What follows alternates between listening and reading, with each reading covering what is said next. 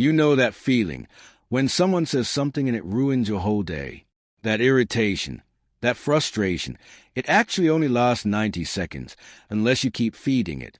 Yes, anger and frustration are choices. Your brain naturally flushes the stress chemicals in 90 seconds.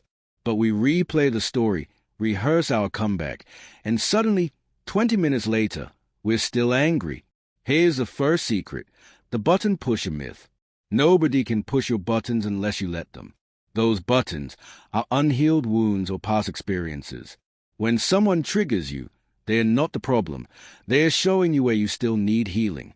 Pause and ask yourself, what is this really about?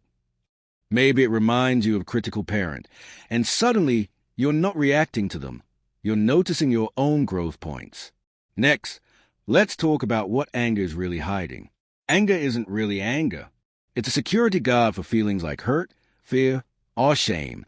When someone forgets your anniversary and you explode, underneath it is hurt. Do I not matter to you?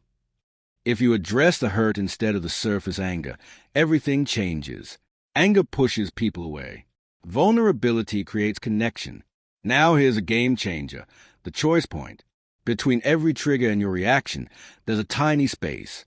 In that space lies freedom. You can choose your response. That passive-aggressive email? Pause and ask, what response would I be proud of tomorrow?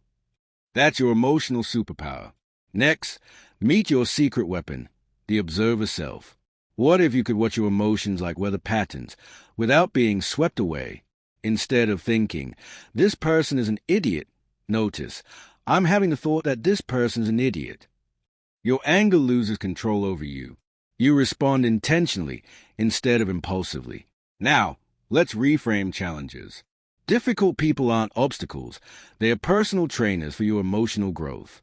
That sarcastic coworker, they are training your patience. That demanding boss, they are building your resilience. Boundaries are key. They are gates, not walls. You can let good things in and protect your energy. Say, I care about you, but I can only listen for 5 minutes unless you want solutions. Boundaries preserve your energy and peace. Sometimes, the smartest move is a strategic timeout. Take a pause. Give your nervous system time to reset. That 5-minute break can prevent hours of conflict later. Map your triggers. Your reactions aren't random. They follow patterns. When you know your emotional landmines, you can prepare and respond intentionally instead of reacting blindly. Finally, become the story editor. You're not reacting to reality. You're reacting to your story about reality. That curt email, instead of thinking they hate me, try, they are stressed and want to help me improve. Same event, different story, completely different emotion. Knowledge without practice is just entertainment. Start with one technique. Observe your emotions. Every time you feel triggered, say, I notice emotion arising. Small, consistent changes rewire your brain. Over time, these responses become automatic. The people who never get bothered aren't born different. They practice until mastery became a habit. Imagine yourself a month from now, responding with calm, clarity, and curiosity.